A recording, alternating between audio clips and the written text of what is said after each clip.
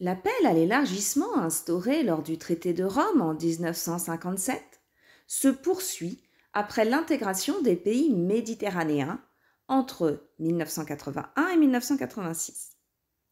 Entre 1995 et 2013, 16 nouveaux pays intègrent la construction européenne, dont des pays qui dépendaient auparavant de la zone d'influence soviétique.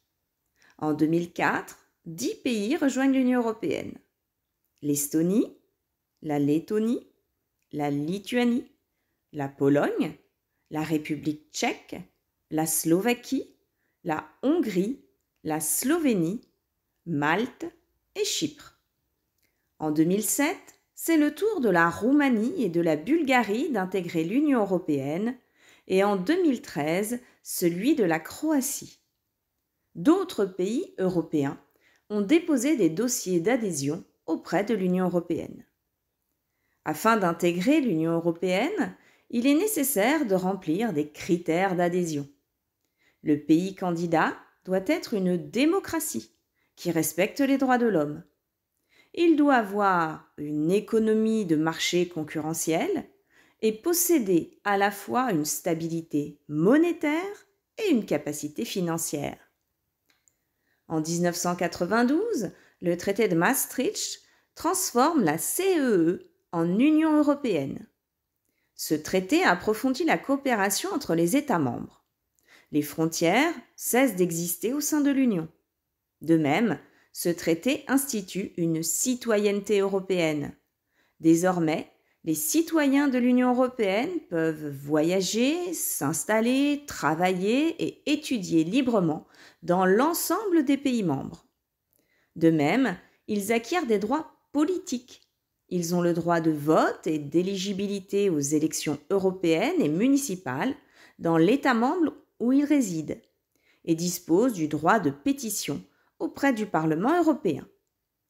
À ces dispositions s'ajoute la mise en place d'une union monétaire qui se matérialise en 2002 avec la mise en circulation de l'euro. Les pièces ont une face nationale, ce qui n'est pas le cas de billets, qui insistent sur l'héritage culturel commun aux Européens. 19 États communautaires appartiennent à la zone euro sur les 27 États membres. À ceux-ci s'ajoutent 4 micro-États, ainsi que le Kosovo et le Monténégro. Afin d'intégrer la zone euro, il faut respecter certains critères: une stabilité financière et monétaire, un déficit public inférieur à 3% du PIB et une dette inférieure à 60% du PIB. Face à la crise du Covid, une tolérance est accordée jusqu'en 2023. Plusieurs traités européens se succèdent à partir de 1997 afin d'adapter l'Union européenne aux élargissements successifs et approfondir la démocratisation des institutions. Traité d'Amsterdam en 1997, traité de Nice en 2001, traité constitutionnel de 2005. Le traité constitutionnel de 2005 est rejeté par voie de référendum par les Français et les Hollandais. Les différents États de l'Union européenne décident donc d'adopter le traité de Lisbonne en 2007, qui est une version dite simplifiée du traité constitutionnel. Cette fois, point de référendum, sauf en Irlande, qui voit les Irlandais rejeter le traité. En octobre 2009, l'Irlande ratifie le traité lors d'un second référendum. Au travers du traité de Lisbonne, l'Union européenne est dorénavant dotée d'une personnalité juridique lui permettant de conclure des accords internationaux. L'Union européenne a désormais un président élu à la majorité qualifiée pour un mandat de 2 ans et demi. Une représentation internationale dans le cadre de la politique étrangère est mise en place au travers d'un haut représentant désigné. Les citoyens européens ont la possibilité de soumettre des propositions en saisissant la Commission européenne. Pour cela, il est nécessaire que la proposition rassemble 1 million de signatures. De plus, ce traité désigne la lutte contre le changement climatique comme un objectif prioritaire. Le traité prévoit une clause de sortie qui confère aux États membres le droit de se retirer de l'Union européenne. C'est l'article 50. C'est cet article qui sera activé par le Royaume-Uni en 2017, après le vote du Brexit en 2016, entraînant sa sortie de l'Union européenne en janvier 2020. À la tête d'un marché intérieur de 500 millions de citoyens et caractérisé par de forts échanges intracommunautaires, l'Union européenne est la première puissance commerciale au monde et le principal exportateur de marchandises. L'Union européenne est aussi une zone de production de richesses dans le monde. Elle se situe à la seconde place en termes de PIB mondial, derrière les États-Unis. L'Union européenne se distingue aussi en étant la première puissance agricole mondiale. Cependant, l'Union européenne est une puissance incomplète qui possède des fragilités. Comme tout ensemble développé, l'Union européenne connaît un vieillissement de sa population, couplé à une faible natalité. Cette situation est d'autant plus inquiétante que sa population devrait diminuer durant le siècle. Avec seulement 6% de la population mondiale, l'Union européenne est un nain démographique face à la Chine, à l'Inde ou à l'Asie en général.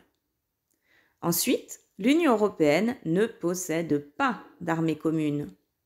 Cependant, la situation géopolitique internationale avec la guerre en Ukraine et les encouragements des États-Unis qui souhaitent se désengager du continent européen pour se concentrer sur la Chine permettent d'espérer la réalisation de ce projet de longue date. Enfin, suite aux élargissements successifs, l'Union européenne a des difficultés à parler d'une seule et même voix sur la scène internationale. À cela s'ajoute une crise de confiance dans l'Union européenne de la part des citoyens européens. L'euroscepticisme gagne du terrain et l'investissement démocratique dans les élections européennes est particulièrement faible. Le taux d'abstention, même s'il a connu une légère diminution en 2019, s'élève tout de même à près de 58%. On constate de grandes disparités économiques au sein de l'Union européenne.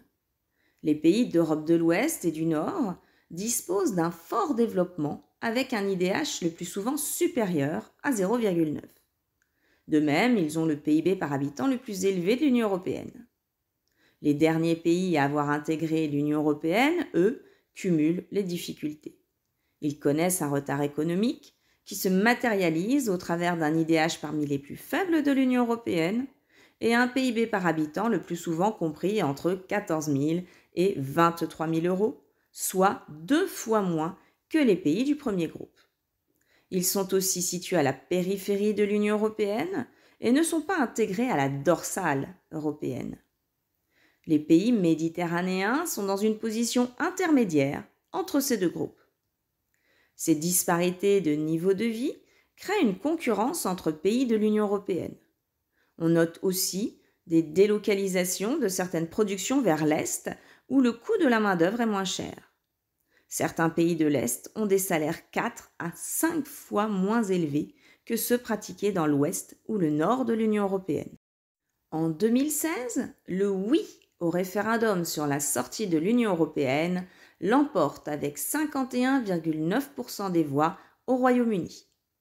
Les arguments avancés par les Brexiteurs relèvent d'un retour de la souveraineté nationale et de leur liberté au niveau mondial, de même qu'un contrôle de leurs frontières et donc du choix dans l'immigration.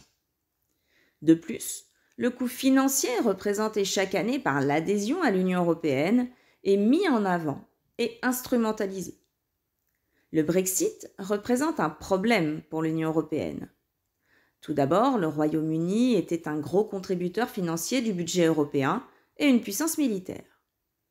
Ensuite, ce départ volontaire souligne les difficultés existant au sein de l'Union européenne et pourrait inciter d'autres pays à suivre l'exemple du Royaume-Uni. D'autant plus que la proportion d'eurosceptiques ne cesse de croître dans l'Union européenne.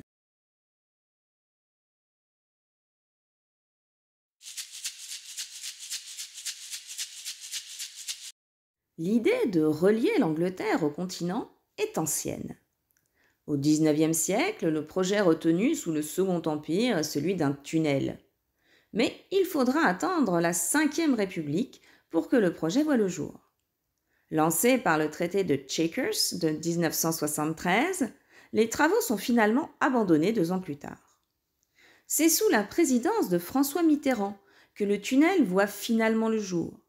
Durant 8 ans, les travaux se font à un rythme effréné, à hauteur d'un travail 7 jours sur 7 et 24 heures sur 24.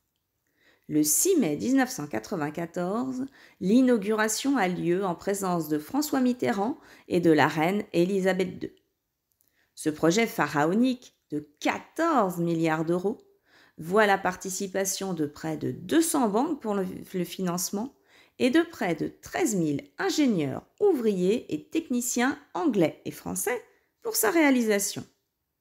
L'Eurostar relie les gares de Paris et de Londres en 2 h 15 et les navettes transportent 180 voitures en 35 minutes de l'autre côté de la Manche. Ce tunnel est aussi un passage privilégié pour les migrants cherchant à rejoindre l'Angleterre. Ces migrations illégales tendent les relations franco-britanniques et participent à la volonté de regagner le contrôle des frontières anglaises par les Brexiteurs.